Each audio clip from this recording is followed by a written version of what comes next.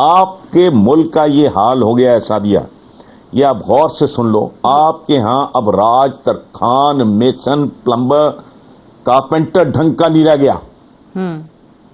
एक क्लास से वो सारे बैरून मुल्क शिफ्ट हो चुके हैं। उनके ट्रेन किए हुए बेचारे टूटे पजे, आपको ढंग का हुनरमंद नहीं मिलता।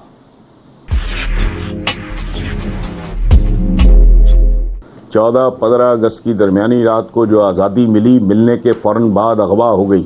उसके अगवा की आज तक इस मुल्क में किसी ने रिपोर्ट नहीं लिखवाई। वो एक मिसरा है बड़ा मशहूर, हालात हाजिरा को बड़ी देर हो गई। हमारे यहाँ तो इस बात की तमीज़ नहीं आई कि गैस के सिलेंडर्स लेके और चूल्हे लेके ट्रेन में चाय नहीं बनाया करते। ठीक है, इतना बंदा 70-80 बंदा वो कबाब हो गया, रोस्ट हो गया। अगले दिन न्यूज़पेपर्स के फ्रंट पेजेस भरे हुए थे, उससे अगले दिन फिर लोग पकड़े गए, यही काम करते हैं। सो ये इल्जाम आप लोगों पे न लगाएं कि समझ आ गई। ये समझ कोई नहीं आई। हाँ, नहीं, कुछ नहीं, कोई समझ नहीं। और आने वाले दिनों में यानी मुस्तकबिल करीब में भी इसके कोई आसार नहीं है जी। कोई उम्मीद नहीं है। अच्छा, कोई उम्मीद नहीं है, राइट।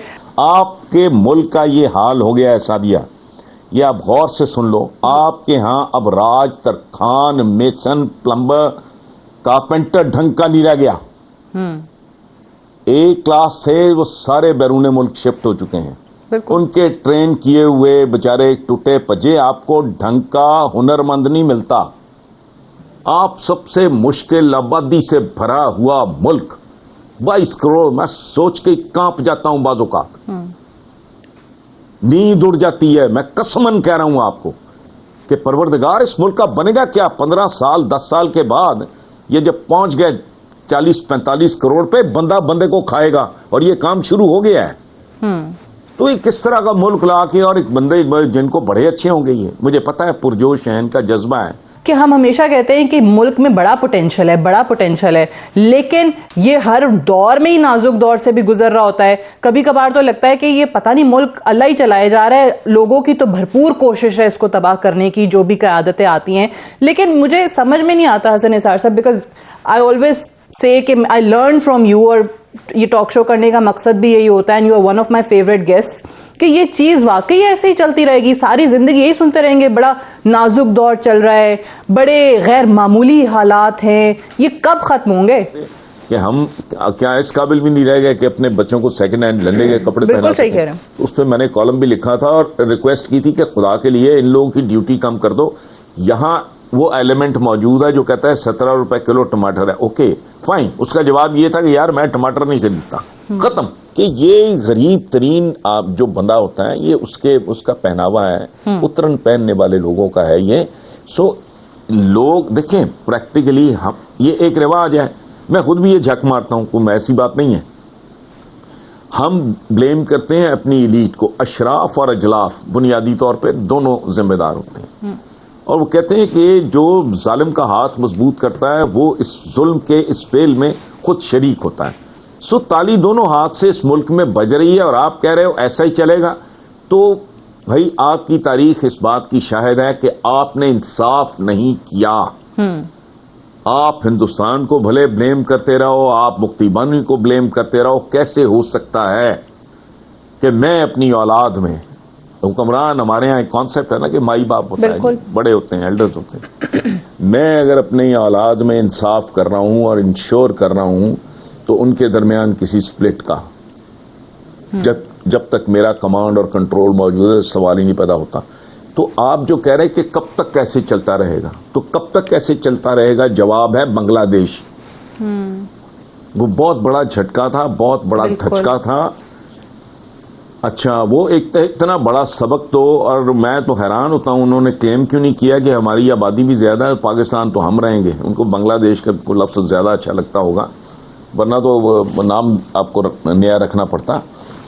तो अच्छा, दूसरा जो है वो क्या है, वो रहन पड़ा है, वो गिरवी पड़ा है। आप कह रहे हो ना क्या इसी तरह चलता रहेगा? मेरा सवाल आपसे है, क्या ये चल रहा है? आपके तनूर में लगने वाले, नहीं सुने, आपके तनूर में लगने वाले नान और रोटी की कीमत आपका वजीर खजाना या आपका वजीर आजम नहीं तय कर सकता। बिल्कुल। प्राइमरी एजुकेशन पे फोकस करो। तुम्हें अगर नया पाकिस्तान चाहिए तो नई नस्ल पैदा करो, जो बर्बाद हो चुका है सारा कुछ।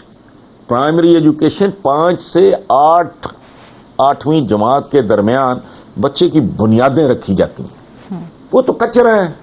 तो तुम बनाने चले हो जी यूनिवर्सिटियां, तो यूनिवर्सिटी में तुम्हारे पास तो खाम माल ही नहीं है, रॉ मटेरियल ही नहीं है तुम्हारे पास।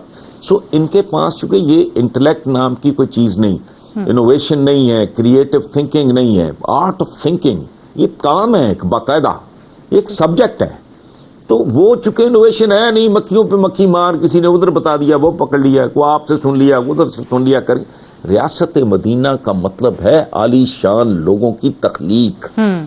सोना, चांदी, पीतल, ये हथियार लोहे के बनते थे। ये सारी चीजें तो उस वक्त भी बहुत कीमती थी ना। को ओहद के पहाड़ों से या मक्का के पहाड़ों से आपने कोई सोना चांदी निकाल लिया था? ठीक कह रहे हैं। आपको पूरी दुनिया आपकी इकोनॉमी हो गई वो थी। लोग ही नहीं है, वो शाहकार ही थी। नहीं है जो रियासत मदीना की तर्ज की कोई रियासत बना सकें। रियासत मदीना को पहले बात करने से पहले समझें कि रियासत मदीना है क्यों। सही। इसलिए नहीं कि वहां इंसाफ था, इंसाफ तो कई जगह पे था। ठीक है। हसन निसार साहब, एक आखिरी सवाल, क्योंकि वजीर आजम इमरान खान एहतसाब की बहुत बात करते थे, यही नारा लेकर वो आए, अक्रॉस द बोर्ड अकाउंटेबिलिटी की उन्होंने बात की। अब ये जो नया नैब ऑर्डिनेंस आया है, कवानीन में तरामीम आ गई हैं, इस पे सियासी गैर सियासी हर तरह के लोगों को बाकायदा रिलीफ दिया जा रहा है। वो इमरान खान जो कि चोरों डाकुओं को उल्टा लटकाने की बात करते थे, ये कहीं पर आपको लगता है कि उनकी तरफ से कॉम्प्रोमाइज हुआ है एहतसाब के अमल पे, और अगर हुआ है तो क्यों? देखें, इसमें दो बातें। पहली बात तो ये है कि नाकाबिल तरमीम सिर्फ अल्लाह के कवानीन और अहकामात हैं, पहली बात। बिल्कुल ठीक। दूसरी बात यह है कि मैं नहीं जानता, सच्ची बात है, कि नैब के क्या कवानीन हैं, ना ही मैं इससे वाकिफ हूं कि नैब के उन कवानीन में जो तरामीम हुई हैं वो कौन सी हैं और कैसी हैं।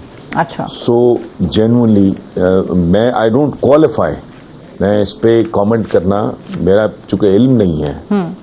थोड़ी बहुत उसमें ये कि सरकारी अफसरान, बिजनेसमैन, सियासी लोग, उन सबको रिलीफ मिल जाएगा, और मुख्तलिफ लोगों की तरफ से तो ऑलरेडी इस ऑर्डिनेंस के आने के बाद दरखास्तें चली गई हैं रिलीफ फराहम करने की, जमा करा दी हैं उन्होंने दरखास्तें।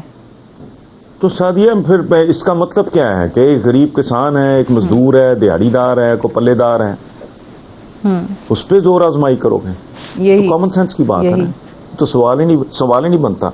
देखो ना, एक बंदा जो एक ऐसी पोजीशन पे है जहां वो अपनी ताकत को मिसयूज कर सकता है, एब्यूज कर सकता है, और मुल्क के वसाइल के साथ खिलवाड़ कर सकता है।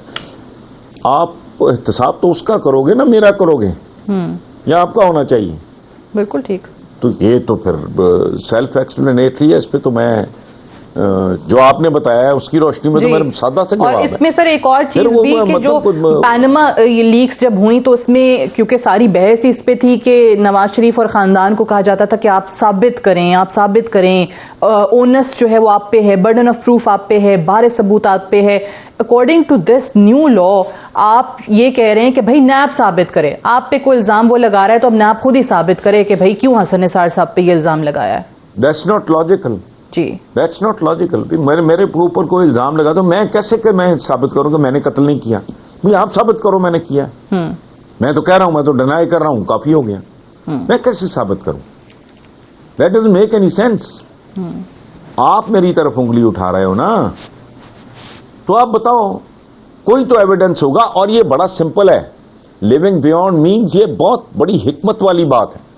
मैं बहुत माहिर किस्म का नकबजन हूं, मैं चोर हूं, मैं ठग हूं, मैं जेब कुतरा हूं, मैं उठाई गिरा हूं। मैंने कोई सबूत नहीं छोड़ा, लेकिन मेरा लाइफस्टाइल अगर मेरे जराए आमदनी से मैच ही नहीं कर रहा सही, तो दैट इटसेल्फ बहुत बड़ा सबूत है। बहुत बड़ा सबूत। इसको तो कोई बेशर्म बेहया आदमी इससे डिसएग्री करेगा। ठीक है, ये बजाते खुद लाश जैसे कहते एक सबूत होती है। जी जी। तो मेरी इनकम जो है मेरे लाइफस्टाइल को उसके साथ कोई मैच नहीं 19-20 का फर्क हो तो चलो समझ में आती है, हाँ अदरवाइज तो सवाल ही नहीं पैदा होता। राइट, बहुत बहुत शुक्रिया हसन।